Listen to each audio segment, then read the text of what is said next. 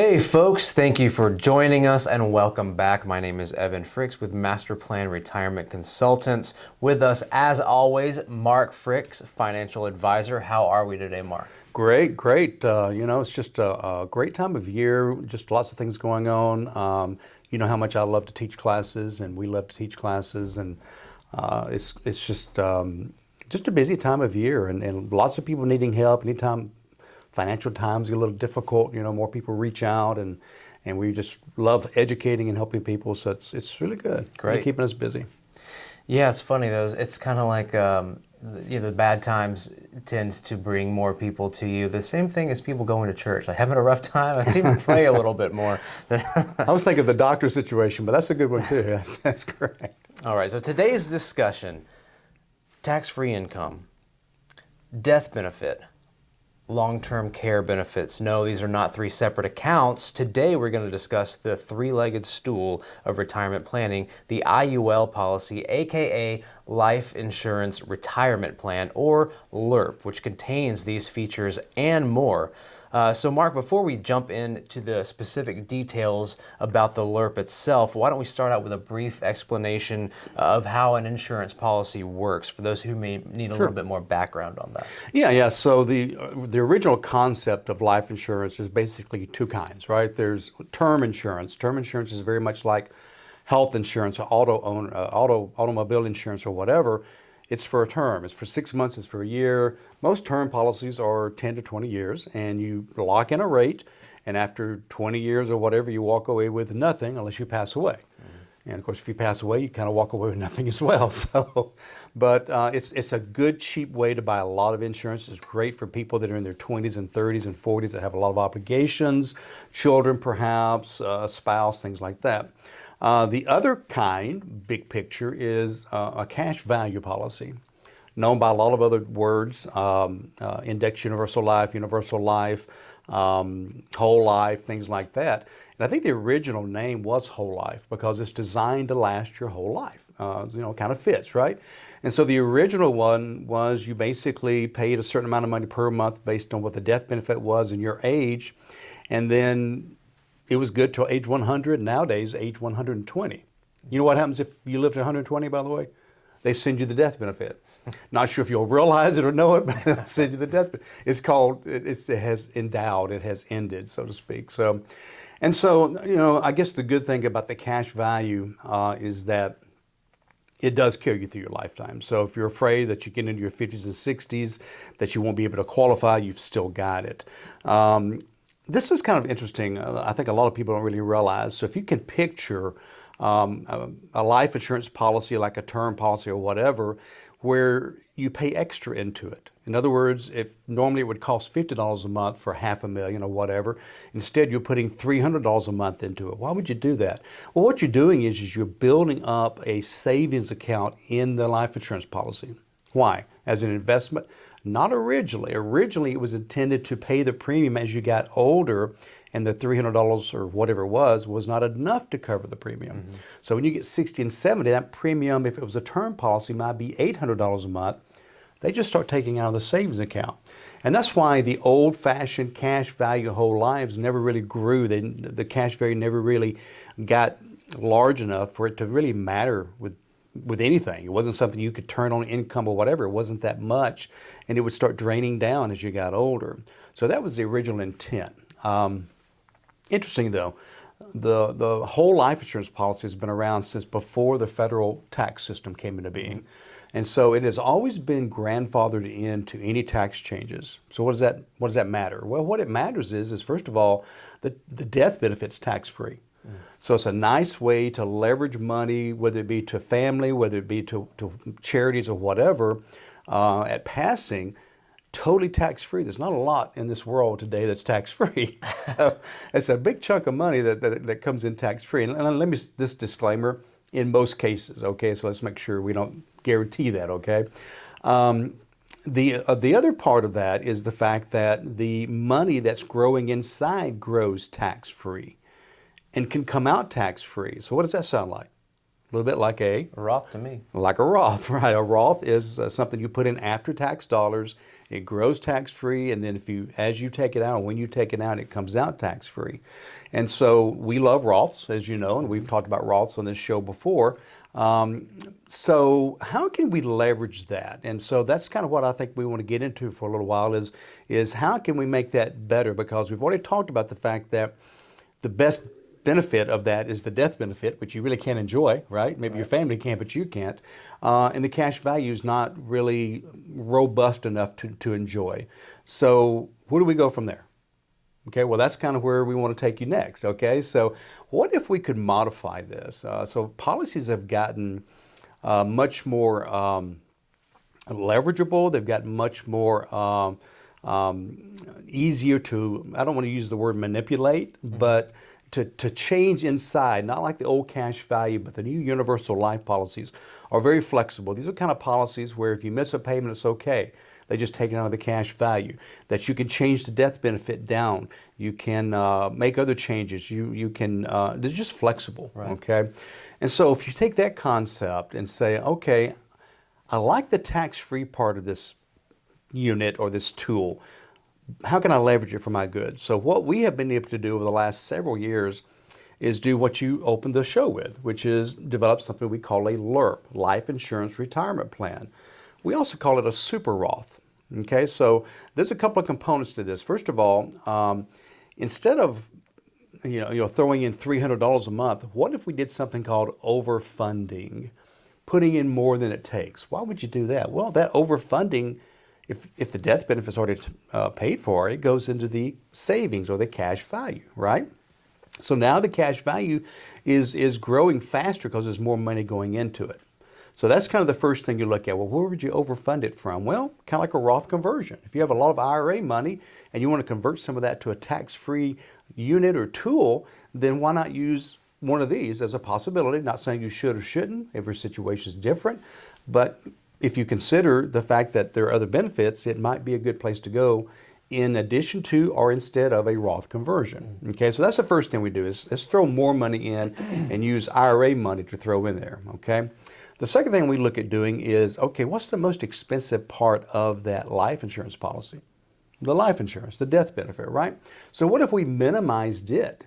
Why would you do that? Well, if I'm 60 years old, probably less need of a death benefit. Mm-hmm. If I pass away, I may already be retired, so I don't have to replace income. There are other reasons maybe to have a death benefit, but it's not the most critical part of this.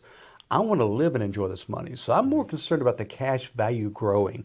I want it to grow like a Roth. And so by increasing the money going in and decreasing the death benefit, I've decreased my cost now. So that cash value has less money dripping out, which means what?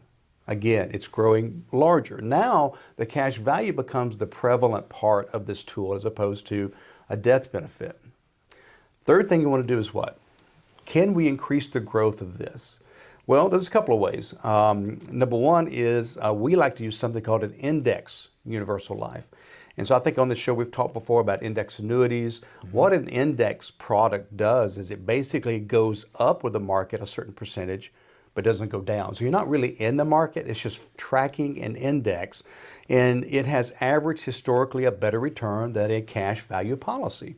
Almost twice as much as the historical average, okay? Future, who knows, right? The whole disclaimer here. And so now if we're getting, instead of a 3 or 4%, if we're getting a 6, 7, or 8% return, what's happening to the cash value? Again, growing much quicker.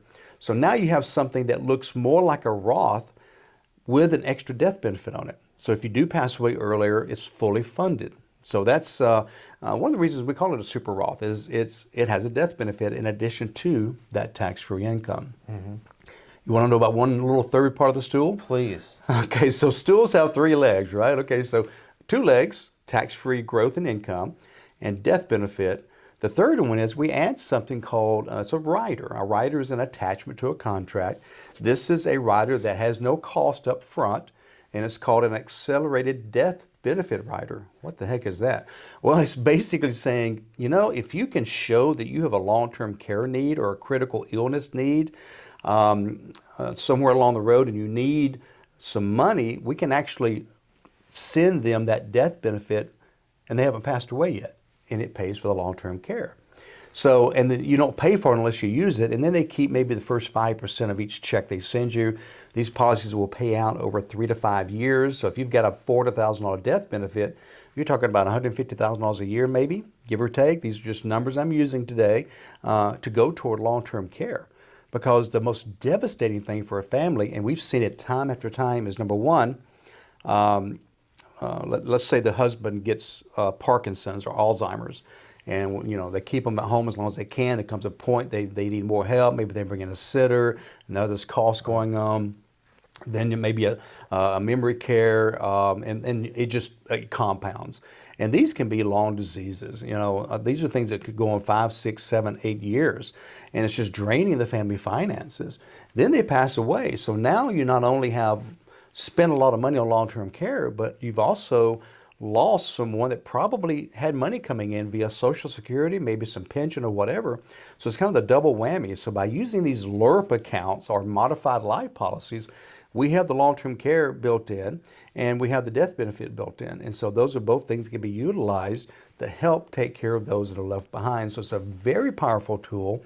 It is something we use with a lot of our clients, as you know, and it's something that, it keeps you from having to go out and buy a long-term care policy. Now, I'm not saying you should or shouldn't, okay? There are cases maybe you should, but we know, number one, they're expensive. There are fewer companies offering it, less competition, and since long-term care policies came out years ago, we have become much more prevalent with dementia, again, things that can just drain a family budget, Alzheimer's, things like that.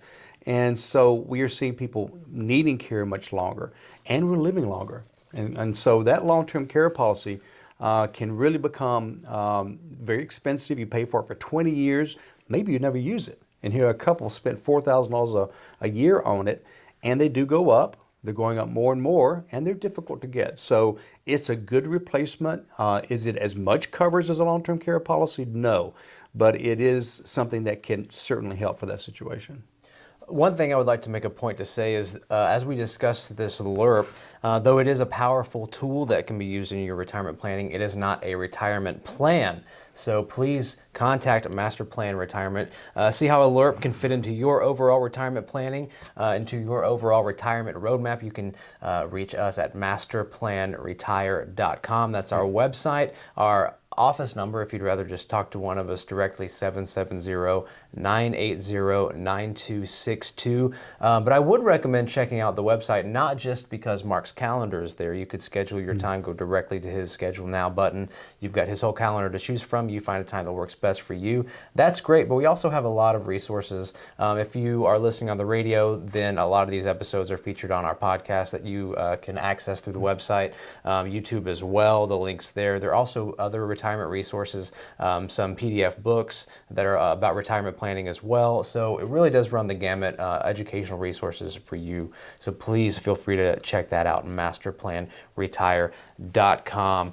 Mark, so far we've talked a lot about the structure of a LIRP, a lot of its attributes. Can you start to bring us towards how you use that, implement that within a retirement plan, why someone would put it into their retirement plan? We see some of the things it does, but can you show how it's implemented within the entire roadmap? Sure. Now, first of all, I love the fact that you clarified the fact that this is a tool, not a plan. Yes. I know it's called a LIRP, which is Life Insurance Retirement Plan. But so many people that I talk to that have never used a retirement consultant before, maybe they've had an advisor, a broker, or whatever, but not really a consultant. That's somebody that before you even start looking at money and investing is going to build a plan, a roadmap, a blueprint, if you would. I would never build a house without a set of plans. It would be a mess and probably fall down after a couple of years, right? And so I think that's important because this is just a piece of that puzzle that comes together to build the whole plan. So, Evan, as you know, anybody that comes to us and does the complimentary consultation, one of the things we offer them is a variety of reports. We want to see where the weaknesses are. So if one of the weaknesses is, hey, if a long-term care situation hits you, that could devastate you, that would be one reason we'd look at the LIRP. If we saw where premature passing Let's say one of the spouses not only has Social Security, which you lose the smaller of the two Social Securities if one of you passes away, but maybe they had a pension, maybe whatever. So the death benefit could be important in that situation. And then the one we always talk about, Evan, that is almost this unknown because we don't know where it's going, is taxes. We know that we have a lot of debt. We know Medicare is going broke. We know Social Security is going broke. We know we like to spend money nowadays. Almost no way that taxes aren't going up. So those three issues, if we run those reports and those three come up with a red flag, right, then we know that LIRP might be a nice tool, piece of the puzzle to plug in and make sure. Now, there is one little problem. You do have to be approved for these, okay? So there is a underwriting involved, but Right. the interesting thing is over the last, I'd say 15 years, insurance companies have gotten so competitive and the underwriting has gotten easier, better. We probably don't get anybody turned down. Maybe 1 out of 25 might be turned down. So it's kind of an extreme case. So don't just think, well, yes, I had a heart attack 10 years ago. If things are under control and you've had no other situations, probably not a problem. Yeah. Cancer as well, certain kinds of cancer, things like that. So don't just assume that, hey, that's not going to work for me. We can always give it a try. But again, first, the plan. And so looking at, again, those three major areas of danger that you could have, this is one tool that can take care of all three of those to some extent and plug those gaps that are so critical. And my desire for all of my clients is to live a long time and have no long-term care needs and use that income for tax-free income in the future. That's what we want to happen, but we don't have any guarantees, do we? So we have no idea what's going to happen. And so, if we put one on a couple, they each have one. One might have a long, healthy life, and now they got tax-free income. The other one, again, might have a long-term care need. We don't know, but they're both covered. I love that. One of the strategies that we employ that I really like too is, a lot of our clients, a lot of people in general come in and they have one or two large tax deferred accounts that they've been feeding for decades of employment, right? So you've got this IRA money, this 401k money that's all tax deferred, meaning tax in the future. And the LIRP as well as Roths are great for chipping away at that qualified money and taking care of your future tax burden that a lot of times people don't even realize they might have. Going into retirement, a lot of people think, oh, I'll be taking less money. My income will be, my tax bracket will be lower. But as we know, that doesn't work anymore. That's a bit of a myth, actually, that people will be in a lower tax bracket. So that's one of my favorite things to use that is for converting qualified funds, whether to a Roth or to a LIRP. And as you said, developing multiple streams of tax-free income can be really powerful, especially when you combine a LIRP with a Roth or other accounts and how they all are used together. So let's go through a few of these attributes while we still have a little bit more time. You can touch it anytime, unlike with a qualified fund account, even before 59 and a half. That's right. No tax during the growth. Right. One thing I really love, this is an IUL, and that I stands for index, of course, as we discussed. That means it mirrors the growth of the stock market, but what? Doesn't fall down when the stock market falls down. Exactly. So Exactly. we call it zero is your hero when the market's down. So yep, absolutely. Tax-free distributions, 100%. Doesn't count towards taxation of Social Security. Right, that's a big one. No contribution limits. So how this 2023 now we can contribute $6,500 if you're under the age of 50 into an IRA or a Roth. If you're over the age, it's an extra $1,000 per individual. $7,500. No contribution limits to an IUL. Right. No income limits. Another huge one, especially if you've got high income, then other options are limited for you. But Bill Gates could, if he wanted to, create an IUL tomorrow. Sure. This is one I really like, especially lately, and I would love for you to talk a little bit about this, given some of the stuff going on with Silicon Bank and everything else right now in the news. No legislative risk. Right, and also, some people say, well, what about the safety of insurance companies? Probably one of the safest places you can put your money. Back during the Great Depression, 97% of all life insurance claims were paid out. How many banks failed? I have no idea. I should look it up sometime. But thousands upon thousands. We just had the one or two bank failures this past week. Insurance companies have 5 levels of protection, and based on the research I've done, and if I come across something different, I'll certainly check. But we've talked about annuities, which is life insurance companies issue annuities, have been around in this country since 1759. And according to research, they've never failed to pay on a payment. So again, they're very strong. They have to have reserves. They have reinsurance. They have funds in each state to help cover claims. There's so many things that go on with life insurance that it really becomes a very safe place. Again, I can't guarantee anything in this world anymore, but I just know historically, one of the safest places you can put your money. So it's going to be there whether you pass away, whether you need the income or whatever. And one other thing you may mention here, maybe I'm beating you to the punch, but no required minimum distributions from a life insurance policy. And depending on who gets the money afterwards, as you may or may not know, if you inherit an IRA or a Roth and you're a non-spouse, so your children, grandchildren, that money's got to come out within 10 years. Even from a Roth, this tax-free death benefit can go to whoever you want it to go to. It's tax-free, and they can do whatever they want to do with it. Put it back in an account, put it back in the stock market, put it in their mattress, whatever they want to do with it. So again, no legislative risk. It's been over and over again. They've restated the fact that this is the way it's going to stay. So it's a great tool. It really is. Just like everything else that we discuss in the show, nothing is a one-size-fits-all for anyone. Everyone has a different situation. One policy or account or contract or whatever might be suitable for one person, may be the best fit for one person, but maybe not for another person. We've talked about so many things that the LIRP can accomplish, so many reasons we like it, ways that we use it. I would like to talk a little bit about the things that that you hear it might not be so good at, or maybe doesn't fit everybody.